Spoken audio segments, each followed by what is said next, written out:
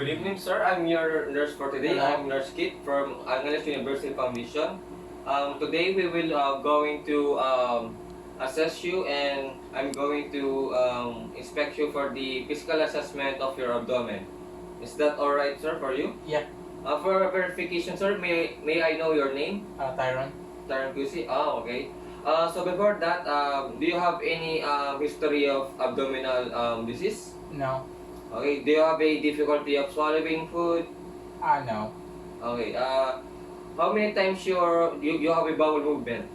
Usually once a day. Once a day. What's the color of this stool and the consistency?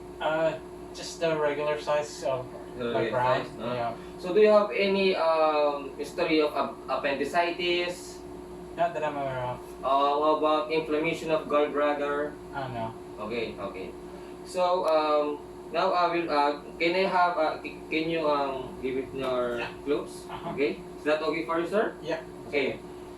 So before we start, I will be inspecting for the shape of the abdomen. The shape of the abdomen is symmetrical, and I see the umbilicus is in the midline, which is normal, and the umbilicus is in symmetrical size.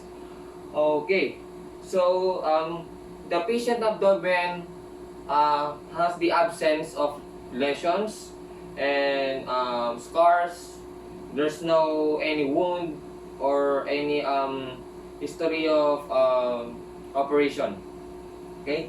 So now we will proceed now to auscultation. So I will be performing the diaphragm of the stethoscope, and then in clockwise motion in all four quadrant.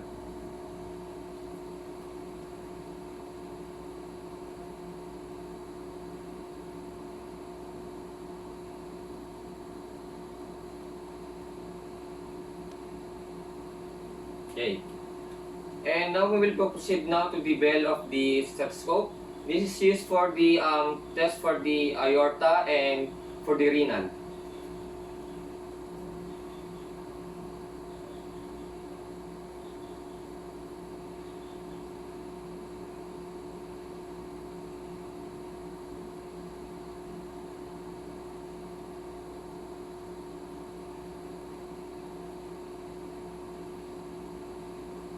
Okay. So now we will now proceed to percussion. In percussion, we will use our middle finger to percuss and make sure that there is tympani sound around the abdomen in clockwise motion.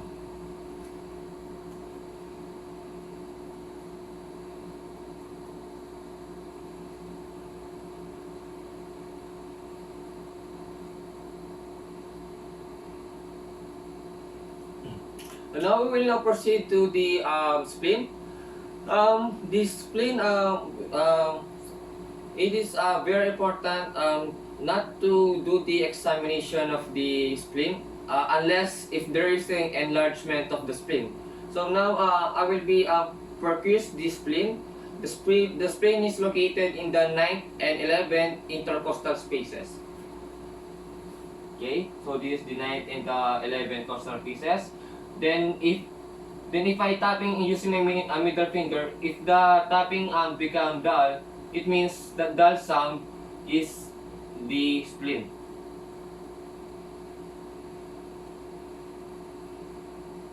Okay. And now we will now proceed to the intercostal of the sternum. So to check the liver. So we'll be using my middle finger tapping. So if I heard a dull sound while tapping, it means that the liver is in the below. Okay. So I heard the dull sound here. So use pen mark to mark over here. And now we will start to the below. Usually, in the below of the abdomen, you will hear the tympani sound unless the dull you hear. So here, I heard the dull sound. So the liver is located here. The normal size of a liver is usually between the 6 centimeters to 12 centimeters. But in women, it is smaller size. Okay, now we will now proceed to palpation. We will palpitate the abdomen of the patient clockwise. We will be tapping by my one hand in circular motion. Okay. Sir, tell me if there's a feel of tenderness or pain when palpitating. Okay? Okay. There's a pain or tenderness. No. Okay. No. Yeah. So now we will proceed to the deep palpation. I will using my two hands to palpate clockwise or over the quadrant of the patient's abdomen. So, tell me if there's a pain or tenderness all over the abdomen. Okay. And so far. Okay, good, very good. Okay, okay. Now we will palpate the spleen. Okay, over here at the back of the left back of the patient. Do you feel any pain or tenderness, sir? No. Okay, very good. So now we will now proceed to the test for the abdomen. Okay, first we will do the test for the appendicitis test and the gallbladder test. But we will do the rebound tenderness test because it might be hurt the patient. Okay, so now we will now proceed first the Murphy's test, which is the to identify if there is a presence of gallbladder inflammation. So here is located of the liver. So sir, may you take breath, and I will be palpitating the liver. Take breath. Do you feel any pain or tenderness, sir? No. Okay, good. So the result, the patient is negative for Murphy's test. So now we will do the Elophias test. So which is a test for appendicitis. So we will lift the right foot of the patient. Then I will put my left hand on the anterior femoral of the patient.